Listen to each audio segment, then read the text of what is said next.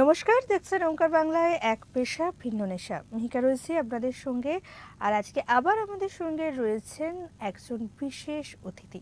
আমাদের এই অনুষ্ঠানে আমাদের সঙ্গে প্রত্যেক সপ্তাহে একজন অতিথি থাকেন, যারা তাদের যেটা প্রফেশন, তাদের যেটা কাজ, সেটা চাকরি হোক বা ব্যবসা, সেটা সামলানোর পাশাপাশি তাদের ভালো লাগার কাজ, তাদের ভালোবাসার বিষয়টারও চর্চা চালিয়ে যান। দুটোকে সুন্দরভাবে ব্যালেন্স করে জীবনে তারা এগিয়ে যাচ্ছেন, তাদের গল্পই আমরা শুনি এই অনুষ্ঠানে। তাদের থেকে আমরা প্রত্যেক দিন নতুন করে ইন্সপায়ার হই, দর্শকদের কাছে তাদের গল্প তুলে ধরি, যাতে দর্শকরাও তাদের গল্প থেকে একটু ইন্সপিরেশন নিয়ে নিজের ভালো লাগার কাজের প্রতি, নিজের ভালোবাসার কাজের প্রতি আগ্রহটা যাতে না হারিয়ে ফেলেন, সেটাকে যাতে বাঁচিয়ে রাখার জন্য লড়াইটা চালিয়ে যান। আজকে আমাদের সঙ্গে আরও একজন বিশেষ অতিথি রয়েছেন, যিনি পেশায় একটি একাডেমির সাথে যুক্ত হলেও তার নেশা কিন্তু অভিনয়। হ্যাঁ, অভিনয়ের মতো এত শক্ত একটা কাজ, এত ডেডিকেশনের সাথে চালানোর মতো একটা কাজের কিন্তু চর্চাটা তিনি চালিয়েই যাচ্ছেন। ওয়ার্ক লাইফের সাথে ব্যালেন্স করে কিভাবে চর্চা চালিয়ে যাচ্ছেন, কিভাবে তার এই অভিনয়ের জীবনের শুরু, সেই সব কিছুই থাকবে আজকের এপিসোডে। থাকবে আরও আড্ডা, আরও কথা, তার জন্য কিন্তু শেষ অবধি দেখতেই হবে। এখন আমরা আমাদের আজকের অতিথি শানু মণ্ডলকে ওঙ্কার বাংলার পর্দায় স্বাগত জানাচ্ছি। নমস্কার, আমার নাম শানু মণ্ডল। আমি পেশাগতভাবে বর্তমানে একটি একাডেমির সাথে যুক্ত। এই একাডেমিটা মূলত বিদেশি ছাত্রদের পড়াশোনার দিক থেকে মানে টিউশন বা কোচিংটা করায়। আর আমার নেশা বা প্যাশন বলতে পারেন সেটা এখন অভিনয়, এবং সেটা বহুদিন ধরে চলে আসছে। বিগত 2 বছর ধরে আমি ইন্ডাস্ট্রির সাথে যুক্ত। সরাসরিভাবে এখনো হয়তো নই, কারণ আমি মনে করি আমি এখনো শিখছি। এই অভিনয়ের শুরুটা কিরকমভাবে হয়েছিল? অভিনয় কখনো করব এই ধারণা আমার ছিল না বেসিক্যালি, কারণ আমার ফ্যামিলি ব্যাকগ্রাউন্ড থেকে এই প্রফেশনের দিকে কেউ নেই। এবং সবথেকে বড় কথা, বাবা মা বলুন বা পরিবার পরিজনের সবারই একটা চিন্তা থাকে যখন ছেলে মেয়ে এই দিকে আসে যে সে কি করতে পারবে ইন ফিউচার। কারণ অনেকে আসে এসে তলিয়ে যায়, কিন্তু সেটা আমি পরবর্তীতে এক্সপ্লোর করি যে যারা এসে তলিয়ে যায় বা যারা এগিয়ে যেতে পারে না, কোথাও গিয়ে নিজেদেরও একটা খামতি থাকে। কারণ তুমি কিছু এক্সপেক্ট করে প্রথমেই কিছু এক্সপেক্ট করে আসলে হয় না, কারণ এখানে তোমাকে নিজেকে প্রমাণ করতে এবং প্রতি পদে পদে নিজেকে প্রমাণ করতে হয়। আর এই অভিনয়ের শুরুটা আমার বেসিক্যালি ক্লাস 9-10, তখন টাকা পয়সা, আমি নিম্ন মধ্যবিত্ত একটা পরিবার থেকে বিলং করি, তো টাকা পয়সার কিছু প্রয়োজনীয়তার খাতিরে ডান্স ড্রামা বা নৃত্যনাট্যের যে গ্রুপগুলো হয় সেইটার ব্যাকগ্রাউন্ড ডান্সার হিসেবে জয়েন করি। 200 টাকা পার ডে দেবে, তখন ওটা আমার কাছে অনেক, তো ওইটা হিসেবে জয়েন করা। ধীরে ধীরে সেই ডান্স ড্রামাগুলির মুখ্য চরিত্রে আসা এবং সেই চরিত্রগুলো এতটাই পপুলারিটি পায় গ্রাম বাংলার মানুষজনের কাছে, সেই শোগুলো বছরের পর বছর করতে থাকা। এবার আসে লকডাউন, যেই সময়টা প্রচুর পরিমাণে আমাদের যারা পুরনো অনেক যাত্রার কোম্পানি বলুন, ডান্স ড্রামার অনেক ট্রুপ, যেগুলো অনেক ক্ষতিগ্রস্ত হয়। হ্যাঁ, এখন বর্তমানে অনেক দল আবার ধীরে ধীরে কাজে ফেরার চেষ্টা করছে, কিন্তু একটা ছন্দপতন তো ভীষণভাবে হয়েছিল, কারণ 2 বছর ধরে সবাই বাড়িতে বসা। কোয়ারেন্টাইন শব্দটাই কেউ জানতো না, সেখানে 2 বছর হোম কোয়ারেন্টাইনে সবাই আমরা সময় কাটিয়েছি। তো সেইটার পর থেকে আমার আর নিজেরও কিছু আক্ষেপ ছিল, সেই জন্য আমি আর ওই দিকটায় ফিরতে চাইনি। কিন্তু অভিনয়টা আমার বরাবর ভালো লাগতো, বিভিন্ন চরিত্র যাপন করতে আমার ভীষণ ভালো লাগে। তো সেই চরিত্র যাপন করা এবং বিভিন্ন চরিত্র হয়ে বেঁচে থাকা, এটা একটা অন্যরকমের রোমাঞ্চ। এটা হয়তো সাধারণ মানুষ নিজের রোজকার জীবনে এটা অনুভব করতে পারেন না বলে আমার ধারণা। তো সেই জন্য অভিনয়টাকে বেছে নেওয়া প্রফেশন হিসেবে, এবং প্রচণ্ড পরিমাণে শেখার জায়গা এটা। অভিনয় জীবনের দর্শন পাল্টে দেয়। আচ্ছা, এই যে বেশ লম্বা একটা গল্প শুনলাম শুরুর থেকে, তারপরে একটু একটু স্ট্রাগল, এবং সবচেয়ে যে কথাটা দিয়ে শেষ করলেন যে অভিনয় জীবনের দর্শনটাকে বুঝিয়ে দেয়। তো এই দর্শনের পথে চলার সময় দার্শনিক হয়ে উঠেছিলেন যারা আপনার জন্য, সেরকম কোনো ইম্পর্টেন্ট পার্সন? দেখুন, ইম্পর্টেন্ট পার্সন এরমভাবে হয়তো একজনকে বলা যাবে না, কারণ যারা আজকে এই অভিনয় জগতের নক্ষত্র হিসেবে রয়েছেন আমাদের চোখের সামনে, তারা প্রত্যেকে ভীষণ ডেডিকেশনের সঙ্গে আজকে ওই জায়গাটা তৈরি করেছেন, সেটা যে কেউ। আমি আসলে এই নেপোটিজম শব্দটাকে খুব একটা বিশ্বাস করি না, কারণ আমি মনে করি নেপোটিজম শব্দটা হ্যাঁ অস্তিত্ব আছে, বাবা মা বা ওই স্বজন পোষণের কারণে হয়তো কেউ সুযোগ পেয়ে গেল, কিন্তু মানুষের মনে জায়গা কিন্তু সবাই করে নিতে পারে না। দর্শক যদি আপনাকে একজন শিল্পী হিসেবে গণ্য না করে, আপনি যত বড় হনুই হন না কেন, আপনাকে কিন্তু কেউ দিন শেষে গ্রহণ করবে না। তো দর্শকের গ্রহণযোগ্যতাটা কিন্তু শেষ কথা। তো সেই কারণে আমি মনে করি যারা আমার সামনে রয়েছেন, যারা আমার ইন্সপিরেশন, সেখানে অনেকে রয়েছেন, অনেকে। আমার নিজের যিনি গুরু তিনি, তাছাড়া আরো বিভিন্ন অভিনেতা অভিনেত্রীরা, যারা আজকে সকালে আমি দেবশঙ্কর হালদারের একটা ইন্টারভিউ শুনছিলাম, তো সেখানে তার ভীষণ কথা, অপরাজিতা আড্ড থেকে শুরু করে সঞ্জিতা ভট্টাচার্য আমার যিনি গুরু, ওনার হাজবেন্ড সুমিত দাম, তো এনারা যে গৌতম হালদার, বিশিষ্ট ব্যক্তিত্ব, মানে নক্ষত্র খচিত একটা ইন্ডাস্ট্রি আমাদের, মানে সেটা থিয়েটারের জগতেই হোক বা আমাদের বাংলা ইন্ডাস্ট্রিটাই হোক। তো সেইখানে দাঁড়িয়ে আমার মনে হয় এরা প্রত্যেকেই ভীষণ মানে প্যাশন বা ভীষণ দক্ষতার সাথে আজকে ওই জায়গাটা তৈরি করেছে। তো একজন কাউকে বলাটা হয়তো সম্ভব নয়। নিজে হ্যাঁ ব্যক্তিগত ভালো লাগার অভিনেতা অভিনেত্রী আছেন, কিন্তু ইন্সপিরেশন সবাই না। এই ভালো লাগার অভিনেতা অভিনেত্রী কারা? না, এরকম ভাবে না। দেখুন, অভিনয় সেক্টরটা এমন না, বিভিন্ন ধরনের অভিনয় আছে। যেমন আমি যদি এখন কমেডির কথা বলি, আমি অবশ্যই এক কথায় বলবো খরাজ মুখার্জির কথা, খরাজ স্যারের কথা, ঠিক আছে, বা পরাণ বন্দ্যোপাধ্যায়ের কথা, অসম্ভব ভালো টাইমিং, ঠিক আছে। আর মেয়েদের মধ্যে বললে ধরুন অবশ্যই সঞ্জিতা ভট্টাচার্য, যিনি বই গেল বলে একটি ধারাবাহিকে চম্পা বলে একটি কাজের মহিলার চরিত্রে অভিনয় করেছিলেন এবং অসাধারণ অভিনয় করেছিলেন, মানে এতটাই ভালো অভিনয় করেছিলেন যে ওনাকে অ্যাওয়ার্ড দেওয়ার জন্য স্পেশালি সে বছর সেই সেক্টরটা বা সেগমেন্টটা রাখা হয়েছিল শোতে। তো এনাদের দেখে দেখে কি বলুন তো, দিন শেষে কোথাও না জোরটা পাওয়া যায় যে হ্যাঁ, যোগ্যতা যখন তোমার তৈরি হবে, এটা আমার গুরুই আমায় শিখিয়েছিলেন যে যোগ্যতা যখন তোমার তৈরি হবে, তুমি নিজে থেকে একটা জায়গায় পৌঁছতে শুরু করবে। এমনটা নয় তুমি কিছু এক্সপেক্ট করো না, প্রথমে এসে নেম বা ফেম বা টাকা পয়সা এক্সপেক্ট করাটা, হ্যাঁ যাদের হয় বা যাদের ভাগ্যে শিখে ছেড়ে সেটা আলাদা, কিন্তু এটা সবসময় তোমার সাথেও ঘটবে এটা ভেবে কখনো আসা উচিত নয়, তাহলে তখনই তোমার ইন্সপিরেশনটা ভেঙে যাবে। আচ্ছা, এই যে বেশ আস্তে আস্তে অভিনয়ের জগতে পা দিলেন, এখন বেশ ভালো মতো কাজ করছেন, তাতে বাড়ির লোকেদের এবং বন্ধু বান্ধবদের রিয়াকশন কেমন ছিল? প্রথমত বন্ধু বান্ধবের যে সার্কেলটা না আমার ভীষণ ছোট, এবং আমি যেটা দেখছি জীবনে সেটা আমার ধীরে ধীরে পাল্টেছে। একটা সময় অবধি বন্ধু, কারণ আমি তো অভিনয়ের জগতে আসবো নিজেই কখনো ভাবিনি, কারণ ভীষণ হীনমন্যতায় ভুগতাম আমি। এবং বর্তমানে আমার অভিনয়ের জগতে আসার পর আমার সার্কেলে চারিদিকেই সমস্ত অভিনেতা অভিনেত্রীরাই রয়েছেন, যারা থিয়েটার বলুন বা on in front of camera বলুন কাজ করছেন।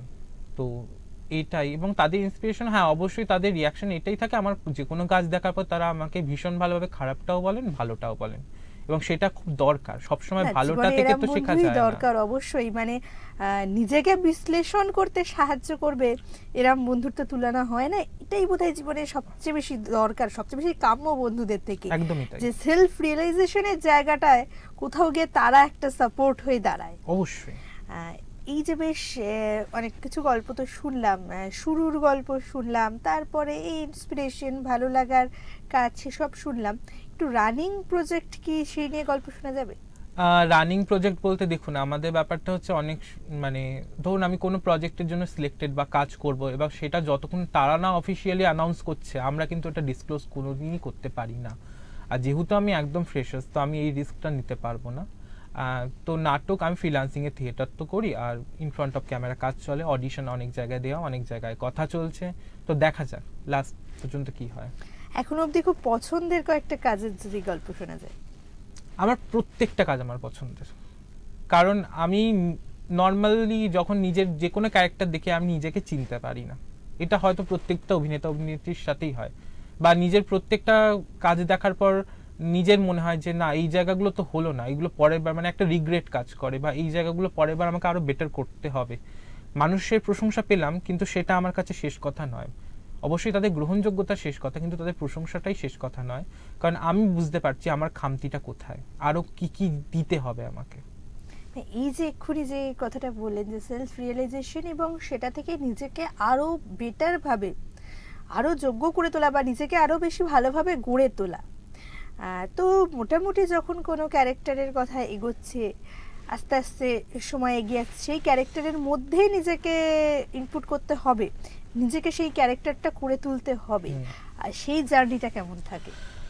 দেখুন, অভিনয় ব্যাপারটা দেখুন, পৃথিবীতে যতগুলো সব থেকে শক্ত কাজ আছে বা জব আছে তার মধ্যে ষষ্ঠ স্থানে অভিনয়।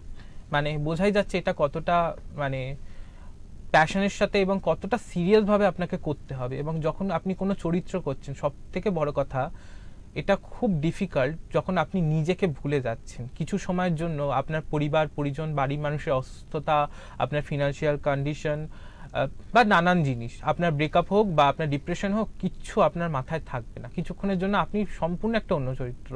বা ধরুন আপনি খুব সুস্থ জীবনে আছেন, খুব সুস্থ জীবন, আপনাকে এমন একটা চরিত্র করতে হবে যার জীবনটা হয়তো অসুস্থতায় ভর্তি। তো এই জার্নিটার মধ্যে না মানে অনেক ওঠা পড়া থাকে। সবার আগে তো থাকে হচ্ছে নিজেকে একা করে ফেলা। একা করে ফেলা ইনকেস হচ্ছে আপনি 10 জনের সঙ্গে বসে থাকলেও আপনি ওখানে একা ওই মুহূর্তে, না হলে কিন্তু আপনি চরিত্রটা হয়ে উঠতে পারবেন না। বেশ অনেকখানি এফোর্ট দিতে হয়, প্রচুর ডেডিকেশন, যে এতটা সময় দিতে হয় প্যাশনের জন্য। কিভাবে কাজের সাথে সাথে আর একটা যেটা কাজ আপনি করেন তার সাথে সাথে ব্যালেন্স করেন কিভাবে? দেখুন, আমরা যারা থিয়েটার থেকে উঠছি বা স্টেজ থেকে উঠছি না, আমাদের রেগুলার কিছু বেসিক প্র্যাকটিস থাকে। যেমন ধরুন ভয়েস মডিউলেশন বলুন, গানে স্কেলিং এর জন্য রেগুলার সকালে উঠে সা টু সা মেলানো হারমোনিয়ামে। তারপর কিছু ফিজিক্যাল অ্যাক্টিভিটিস থাকে, আমাদের এক্সপ্রেশন প্র্যাকটিস থাকে, পড়াশোনা থাকে। আমি বেসিক্যালি যে কাজটা করি এটা অনলাইন, ওয়ার্ক ফ্রম হোম, সেই কারণে আমি সময়টা দিতে পারছি। আর এই কারণেই আমি অন্য চাকরি বা অন্য কোনো দিকে এগোইনি। আমি বেসিক্যালি অভিনয়ের যখনও আরও মানে আমি হীনমন্যতায় যেহেতু ভুগতাম, আমার মনে যেহেতু তখনও জোরটা আসেনি অভিনয়টা করব, আমি কিন্তু ব্যাংকে চাকরি পেয়েছিলাম। আমি কমার্সের স্টুডেন্ট, আমি অ্যাকাউন্টেন্সিতে অনার্স করেছি, আমি কিন্তু ব্যাংকে চাকরি পেয়েছিলাম। কিন্তু আমি সেটাকে সাইডে রেখে দিই এবং এটার দিকে আমি প্রোগ্রেস করা শুরু করি। কারণ এই জিনিসটা যে আপনি বললেন না অনেকটা সময় দিতে হয়, এটা ভীষণ সত্যি কথা, ভীষণ সত্যি কথা। যেখান থেকে তুমি ইন ফিউচার কিছু এক্সপেক্ট করছো, সেখানে তুমি যদি সময়টাই না দাও, তাহলে তুমি ওখান থেকে কিছু এক্সপেক্ট করা তোমার ভুল। আচ্ছা, এই যে এক্ষুনি বললেন আপনি যে একটা জীবনে বেশ খানিকটা সময় হীনমন্যতায় প্রচন্ডভাবে ভুগেছেন, সেটা কম বেশি আমাদের সবার সাথেই হয়ে থাকে, কনফিডেন্সের অভাব হোক বা বিভিন্ন কারণে। সেটা তৈরিটা কিভাবে হলো, আর সেটাকে কাটিয়ে উঠে নিজেকে আবার এতটা ভালোভাবে রিপ্রেজেন্ট করা, এই দুটো বিষয় একটু জানতে খুব কৌতূহল হচ্ছে। হীনমন্যতা বেসিক্যালি আমার, আপনি দেখতেই পাবেন আমার বয়স অ্যাকচুয়ালি 25, বাট আমাকে দেখে সেটা অনেক সময় বোঝা যাবে না। কারণ একটা প্রধান কারণ হচ্ছে আমার হেয়ার লস, এবং সেটা একদম এমন একটা বয়সে, যেই বয়সে সেটা কল্পনা করা যায় না। তো এইটা তো ছিল না। এটা আমি যখন ডান্স ড্রামা করছি তখন আমার বেশ ভালো চুল বা যা কিছু। তো ধীরে ধীরে অনেক কিছু ওঠা পড়া থাকে, অনেক ডিপ্রেশন থেকে বলুন, তারপর অ্যাক্সিডেন্ট বলুন, একটা মাথায় ছোট অপারেশন বলুন, সমস্ত কিছুর পর একটা সময় পর আমি অনেক চেষ্টা করি যে চুলের জন্য, কিন্তু সেটা আর ফেরাতে পারি না। তো সেখানে দাঁড়িয়ে একটা ব্যাপার ছিল যে গ্ল্যামার ওয়ার্ল্ড, এই যে বলেন গ্ল্যামার ওয়ার্ল্ড, এখানে এলে গ্ল্যামারটা ইম্পর্টেন্ট খুব। ইনফ্যাক্ট আমি যখন একটা ওয়ার্কশপ করছিলাম, আমার সামনে আমাদের যিনি ওয়ার্কশপ করাতে এসেছিলেন, আমার সামনে একটি সুন্দরী মেয়েকে দাঁড় করিয়ে বলছেন যে এইটা কিন্তু গ্ল্যামার ওয়ার্ল্ড, এখানে কিন্তু গ্ল্যামারটা শেষ কথা বলেই আমি ওই কোণে বসে আছি, ধরুন আমার দিকে এরকম করে তাকাতো। এটা আমার সঙ্গে দুবার করেছে। আমি না প্রত্যেকবার মাথাটা নিচু করে নিতাম, কিন্তু দিন মানে সময় যেতে যেতে আমার দিন শেষে এটা ধারণা জন্মেছে যে তোমার কাজটা তোমার গ্ল্যামার, তোমার কাজটা তোমার গ্ল্যামার। সেটা যদি তুমি ভালো করে করতে পারো, তোমার বাহ্যিক দর্শনটা কোনো দিন কাজে লাগবে না। কারণ আজকে আমাদের সামনে এরকম অজস্র অভিনেতা এবং অভিনেত্রীরা উদাহরণ। এই বিষয়টা থেকে এই যে কাটিয়ে উঠলেন, তারপরে আস্তে আস্তে নিজের মতো করে কাজ অনেকটা দূর এগোনো, সেটা অভিনয়তে বেশ যা বুঝলাম, একই সাথে থিয়েটার এবং স্ক্রিনেও অ্যাপিয়ারেন্স বেশ ভালোভাবে ব্যালেন্স করে বিষয়টা এগোচ্ছে। কখনো কি এরপর শানু মণ্ডলের নামটা কোনো থিয়েটারের বা কোনো রূপলী পর্দার কোনো ডিরেক্টরের লিস্টে দেখতে পাবো? হ্যাঁ, নিশ্চয়ই দেখতে পাবেন, নিশ্চয়ই দেখতে পাবেন। এটা সত্যি মানে আমরা তার জন্য অধীর আগ্রহে অপেক্ষা করব, এবং অনেক শুভেচ্ছা শাহরুখকে। কারণ সত্যি কথা বলতে এতটা কম বয়সে নিজেকে এতখানি তৈরি করে নেওয়া, এবং এই যে চারপাশে আমরা এমন একটা সোসাইটিতে থাকি, আমাদের সবসময় সেই সোসাইটি কিন্তু চেষ্টা করে যাতে আমরা হীনমন্যতায় ভুগি, কোথাও গিয়ে একদমই আমাদের তাই। ডাউন করে দেওয়ার একটা চেষ্টা চলে। সেই জায়গা থেকে যে এতখানি জোর দিয়ে নিজের ইচ্ছাকে এক্সপ্রেস করা, নিজের ওপরেই ভরসা করা, এই বিষয়টা মানে সত্যি অ্যাপ্রিসিয়েটেবল তো বটেই, ইন্সপিরেশনেবল তো বটে। ইন্সপিরেশন তো নিতেই হয় এরকম মানুষের থেকে। আর দর্শকদেরও তাই এটা বলবো, যেটা আপনার ভালো লাগার কাজ, যেটা আপনার ভালোবাসার কাজ, সেই নিয়ে আপনাকে যে যতটাই ডিমোটিভেট করুক না কেন, আপনার যদি জেদ থাকে, আপনার যদি ভালোবাসাটা অটুট থাকে সেই কাজের প্রতি, আপনার কিন্তু চলার রাস্তা কেউ আটকাতে পারবে না। বেশ, তা আলোচনায় আমরা আবার ফিরি। আজকের আড্ডাটা বেশ জমে উঠেছে এবং খুব ইন্টারেস্টিং আলোচনা হচ্ছে। যদিও বাঙালি এমনিতেই আড্ডাবাজ, আড্ডা সহজেই জমে ওঠে। তো এই যে ডিরেক্টরের লিস্টে নামটা দেখতে পাওয়ার চরম সম্ভাবনা, তো এই জায়গা থেকে একটা প্রশ্ন করতে খুব ইচ্ছা করছে, যে অভিনয় হোক বা পরিচালনা, পার্টিকুলার কোন জনার বা কোন বিষয়ের ওপর কাজটা বেশি পছন্দ? দেখুন, বর্তমানে তো অভিনয়টাই প্রথম ভালো লাগা, কারণ একজন পরিচালক, একটা খুব সত্যি কথা বলি, এটা আমার নিজেরও অভিনয় করতে এসেই জানা, যে একজন পরিচালক তাকে সবটা জানতে হয়। সেটা একজন থিয়েটারের পরিচালক হোক বা একজন আমাদের ক্যামেরার বা মিডিয়ার পরিচালক হোক, তাকে সবটা জানতে হয়। তাকে গানটাও জানতে হয়, তাকে নাচটাও জানতে হয়, তাকে অভিনয়টাও জানতে হয়, তাকে সবটা জানতে হয়, নাহলে সে তোমাকে দিয়ে কাজটা করাবে কি করে? বেসিক হচ্ছে তোমার জানাটা। আর আপনি একটা কথা বললেন একটু আগে, নিজেকে এত কম বয়সে এতটা তৈরি করা। আমি যেটা বিশ্বাস করি নিজের ক্ষেত্রে এবং হয়তো সবার ক্ষেত্রে, প্রত্যেকটা অভিনেতা এবং অভিনেত্রী জীবনের শেষ দিন অবধি শেখেন। আমরা সব সময় শিখি, কারণ আমাদের যে এই যে বিভিন্ন ক্যারেক্টার আপনারা দেখছেন বা আমরা আপনাদের দেখাচ্ছি, ডিসপ্লে করছি, অ্যাকচুয়ালি আমরা কিন্তু রেগুলার ওটা সমাজ মাধ্যমে বিভিন্ন জায়গা থেকে তুলছি। আমরা যে আমাদের অবজারভেশনটা সবসময় মানে অন থাকে, সবসময় আমরা কাউকে না কাউকে একটা ইন্টারেস্টিং ক্যারেক্টার পেলে আমরা তাকে পা থেকে মাথা অবধি দেখছি। তো আমরা প্রত্যেক দিন শিখি, তৈরি আমরা রেগুলার হচ্ছি। সত্যি এই প্রত্যেক দিন নিজেকে এইভাবে শিক্ষার মধ্যে রাখা, নিজেকে এইভাবে তৈরি হওয়ার মধ্যে রাখাটাই বোধহয় আরো বেশি পারফেক্ট করে তোলে একজন অভিনেতাকে, আরো রিয়েলিস্টিক হয়ে ওঠে বোধহয় তার সেই চরিত্রগুলো। তবে আড্ডাটা ভালোই জমে উঠেছে, কিন্তু দুঃখজনকভাবে এপিসোডের সময় তো ধরা বাঁধা। তো শেষের পথে আমাদের এগোতেই হবে। তবে শেষ করার আগে আমি একটা ছোট্ট প্রশ্ন করব। ভবিষ্যতের হিন্ট একটু পেলাম, আগের গল্পও শুনলাম, রানিং প্রজেক্টও শুনলাম এবং স্ট্রাগেলের কথাও একটু আধটু শুনলাম। এই অভিনয়ের বাইরে আরও কোনো ভালো লাগার বিষয় বা আরও কোনো নেশা কি আছে? আমি এক সময় লিখতাম, এখন লেখাটায় ধীরে ধীরে ফিরছি। আমি এক সময় লিখতাম, বই বার করার ভীষণ ইচ্ছা ছিল, সেই ইচ্ছাটা মাঝে মরে যায়, এখন আবার জেগে উঠেছে।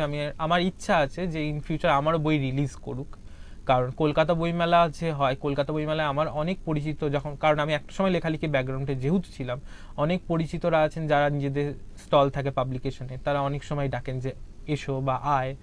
তো কখনো সেভাবে যাওয়া হয়ে ওঠে না, কারণ আমার ইন ফিউচার ইচ্ছা আছে আমারও বইটা রিলিজ করুক। তো হ্যাঁ, লেখালেখির একটু ইচ্ছা, মানে ওটাই একটা নেশা বলতে পারেন।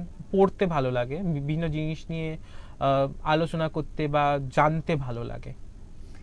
এই যে লেখালেখির কথাটা শুনে ফেললাম, তাই আরেকটু সময় তো আটকে রাখতেই হবে। লেখালেখির মধ্যে কোন ধরনের লেখালেখি সবচেয়ে বেশি হয়? দেখুন, একটা লেখা, সেটা হরর হোক বা থ্রিলার হোক বা কমেডি হোক বা কোনো রকম ইমোশনাল কোনো নভেল হোক, যেরকমই আপনি লিখুন না কেন, আমার মনে হয় সেই লেখায়, কারণ আপনি একটা পাঠক বা পাঠিকা, যেমন আমরা যখন একটা সিনেমা বানাই একজন ডিরেক্টর, তখন সেই ডিরেক্টরটা কিন্তু দর্শকের আসনে বসে পুরোটা আগে দেখে নেয়, তার চোখ দিয়ে ইন ফিউচারে দর্শক দেখে। তেমন আমরা যখন লেখকরা লিখি, তখন কিন্তু আমাদের সবসময় মাথায় রাখতে হয় যে আমরা যেটা লিখছি বা যেটা প্রেজেন্ট করছি, এটা আমার ব্যক্তিগত ধারণা, সেটা যেন পাঠক বা পাঠিকার বিশ্বাসযোগ্য হয়, ভীষণ যুক্তিপূর্ণ ব্যাপারটা হতে হবে। এমনটা নয় আমার হাতে কলম আছে মানে আমি যা ইচ্ছা লিখে গেলাম, সেটা করলে হয় না, কারণ অজস্র গুণী মানুষেরা রয়েছেন, তাদের ভিড়ে তোমার বইটা কেন কেউ পড়বে? তোমাকে তো সেই মেটেরিয়ালটাও রাখতে হবে। এই যে দুটো পছন্দের কাজ, লেখালেখি আর অভিনয়, একটা কি আরেকটাকে কোথাও গিয়ে বেশ সাপোর্ট করছে বা কোথাও গিয়ে একটা আরেকটাকে পরিপূর্ণ করে তুলছে? অবশ্যই, কারণ লেখালেখি তোমার ইমাজিনেশন পাওয়ারটাকে বিল্ড আপ করে। আর ইমাজিনেশন পাওয়ারটা আমাদের অভিনয় করতে গেলে তো অনেক কিছু প্রয়োজন হয়, ইমাজিনেশন পাওয়ারটা তার মধ্যে ওয়ান অফ দেম। সো তোমার ইমাজিনেশন পাওয়ারটাকে ভীষণ বিল্ড আপ করে লেখালেখি। বেশ, আজকে বেশ সুন্দর একটা এপিসোড আমরা পেলাম, অনেক ইন্সপায়ার হওয়ার মতো গল্প শুনলাম। সেই জন্য ওঙ্কার বাংলার তরফ থেকে শানুকে অনেক ধন্যবাদ এবং অনেক শুভকামনা রইল ওর আগামী কাজের জন্য। ডিরেক্টরের লিস্টে খুব তাড়াতাড়ি নামটা দেখতে পাওয়ার জন্য এবং খুব তাড়াতাড়ি যাতে ছাপার অক্ষরে বইয়ের ওপরেও লেখক হিসেবে নামটা থাকে, সেটাও যাতে আমরা দেখতে পাই, তাই জন্য অনেক শুভেচ্ছা রইল। ধন্যবাদ। আর শেষে আপনাদের জন্য স্ট্রাগেলের গল্প আমরা শুনি, স্ট্রাগেল আমাদের সবার থাকে, কিন্তু সেই স্ট্রাগেল পেরিয়ে নিজের ভালো লাগা, নিজের ভালোবাসার কাজটাকে যদি আমরা একটু বজায় রাখতে পারি, দিনের শেষে গিয়ে কিন্তু সেটা আমাদেরকে ভালো রাখে। শুধুমাত্র আমরা তার চর্চায় থাকছে এইটুকু নয়, এই যে ইঁদুর দৌড়ের খেলা, এই যে জীবনের ক্লান্তি, সেই সব কিছু থেকে কিন্তু মুক্তি দিতে পারে নিজের ভালো লাগার ওই কাজটুকু। তাই যতই হীনমন্যতায় ভোগেন না কেন, যতই আশেপাশের লোক আপনাকে ডিমোটিভেট করার চেষ্টা করুক না কেন, যেটা আপনার ভালো লাগার কাজ সেটাকে সব স্ট্রাগলের মধ্যে দিয়েও বাঁচিয়ে রাখুন, সেটাকে সঙ্গে রাখুন, তাতে দিনের শেষে আপনিই ভালো থাকবেন। ভালো থাকুন। আজকের মতো আমাদের এই এপিসোড এই পর্যন্তই। সবাই খুব ভালো থাকুন আর দেখতে থাকুন ওঙ্কার বাংলা। নমস্কার।